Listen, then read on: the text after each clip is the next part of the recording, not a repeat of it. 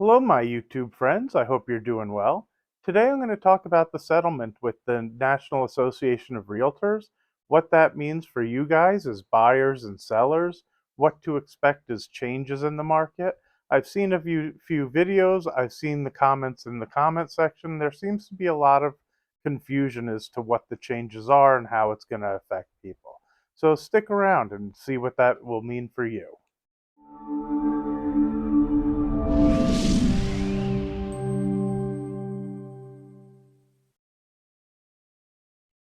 Good morning. My name is Adam Kahn, and I'm the Rational Investor. I hope you're all doing well. Today is Friday, March 29th. I still can't believe how fast the year is going. It just blows my mind. I guess I'm just getting older and older. I think I've talked about it before in another video, the math that somebody explained about how that happens in your brain. Find it super interesting. Anyway, before I discuss this National Association of Realtors lawsuit and settlement, do me a favor if you haven't already, hit that subscribe button, smash that like button, make some comments. It really helps the channel grow. It helps other people find it. I know you guys know that's what helps YouTube's algorithm. And if you're enjoying the content, I really appreciate that support. We're actually coming close to 5,000 subscribers, which it really floors me. I mean, I do this just to have an outlet to talk about the things I like, and it's kind of cool watching the channel grow. So, what's going on with this lawsuit and how could it impact you? So, the main thing that was changed in the settlement is commissions can no longer be advertised in the MLS. What that means is the seller can still pay the buyer's commission, but it can't be used as an advertisement on their system. They're going to separate it so that buyers negotiate their pay with their own prospective agent if they're going to use an agent, and sellers will negotiate with their seller their own commission. And to be perfectly honest, that actually makes a lot of sense when they think about it, or when you think about it. Like, if I'm a buyer's agent, why would I want a seller's agent to negotiate my pay? And vice versa, to be fair. Because what I've noticed over the years is prices have gone up and there's been a lack of inventory. When I see listings, what they tend to do is cut buyer's agents' commissions. So despite this feeling like, geez, buyer's agents aren't going to make any money, if I were a realtor and I were doing that, to be perfectly honest, I would feel like it protects me.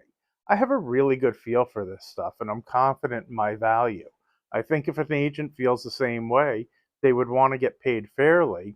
And I sure wouldn't want to have my commissions cut from a seller who's trying to keep too much of what I don't think should be theirs.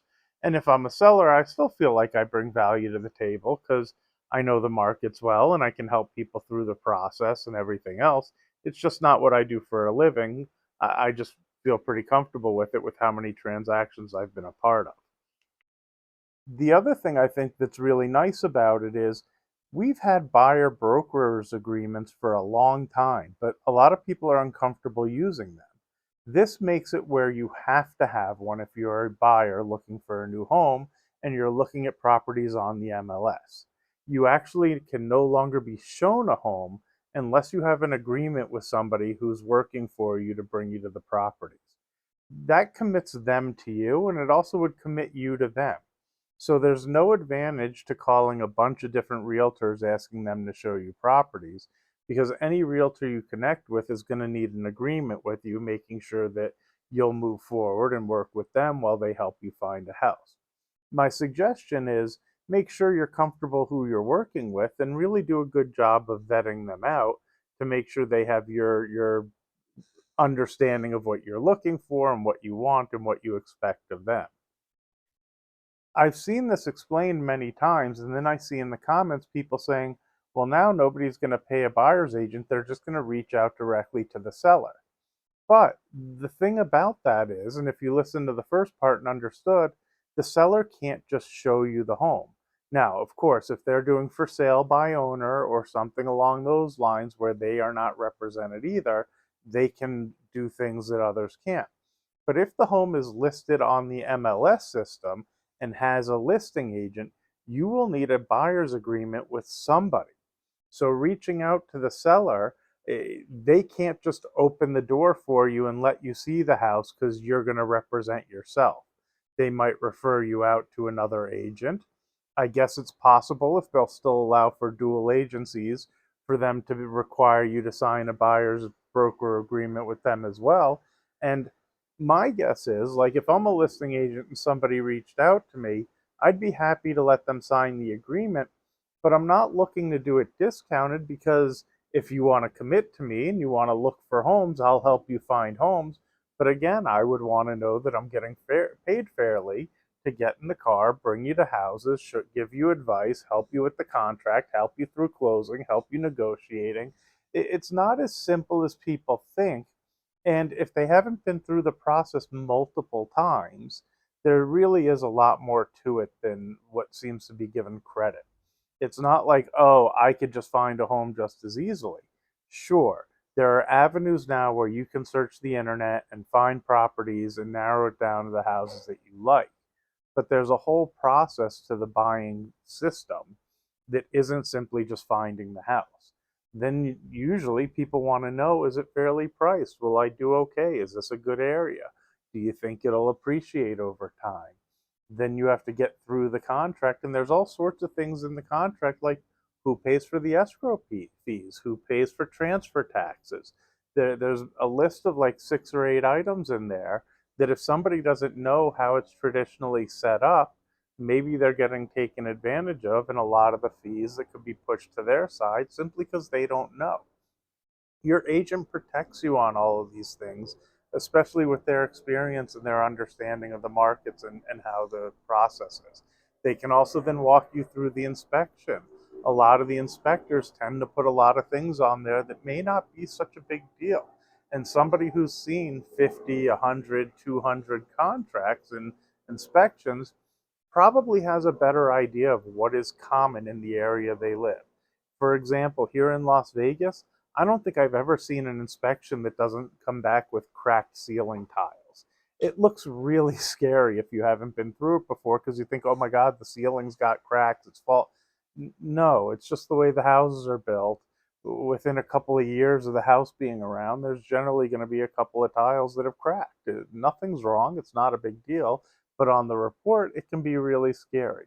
So it's good to have somebody who really understands those, able to go through it and let you know what's important and what isn't important on it. You will also have somebody who can talk you through the appraisal and what the things in there mean if you don't understand it. Sure, it's wonderful if it comes in at value or above value, but what if it has conditions on it and isn't as is? And even when it is as is, you can read through it because there's a lot of good information is there as well. That's why I say it's not as simple as people think. They go online, they think, oh my God, these people are so overpaid to do this or that or whatever. But there's a reason that the market has the pricing in it that it has, because it's not like all these realtors are just the wealthiest people in the world with the easiest job. And quite honestly, for those who seem to think that, by all means, get your license, get into the business. If it's so simple, go ahead and do it. It's a great industry to be in, and I encourage you.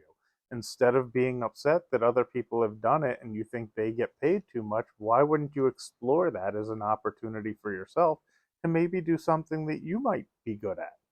Anyway, I think there might be some bumpy roads and a bit of things that take some time to get used to, but I really don't think things are going to change all that much.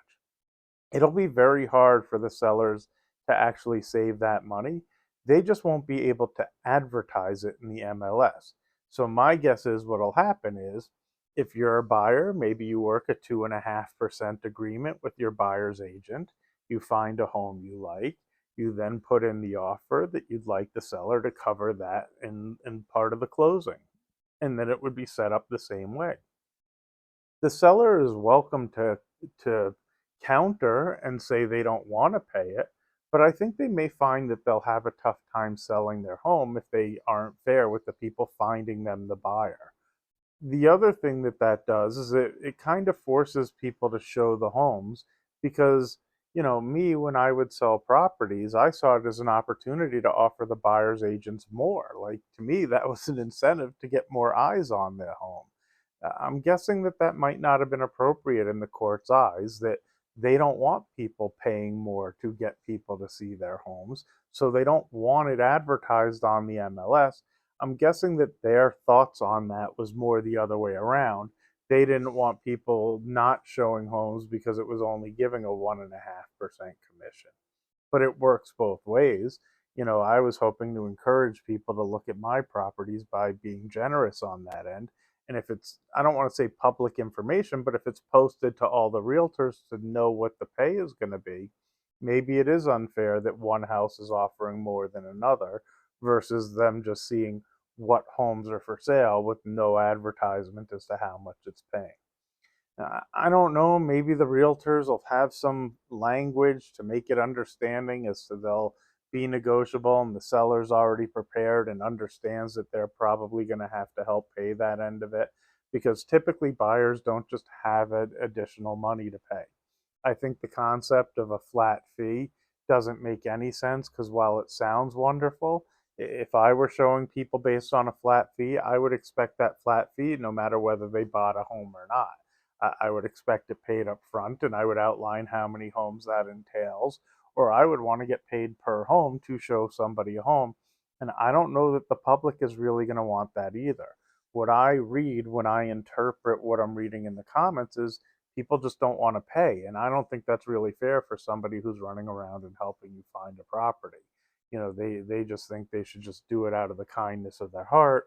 So when they mention things like flat fees, I don't think they're really realistic about what if you don't buy a home? Are you still going to pay $50 or $100 a house for them to just show you 4 or 5 properties for a day? Is that reasonable? I mean, I don't know. I'll put it out to you guys. What would be reasonable? That's why I think it's set as a percentage for when a house closes. And typically it's on the seller side because they're the ones getting paid and the buyer's putting money out. So out of the money that's getting paid, there's just kind of a discount, is the way I think about it, that goes to the buyer's agent to make it easier on everybody so that the buyer doesn't have to literally come out of cash out of pocket. I don't think they're going to have to anyway. Like I said, I still think the seller ends up paying it. I just think that it gives the buyer's agent the opportunity to negotiate their own pay.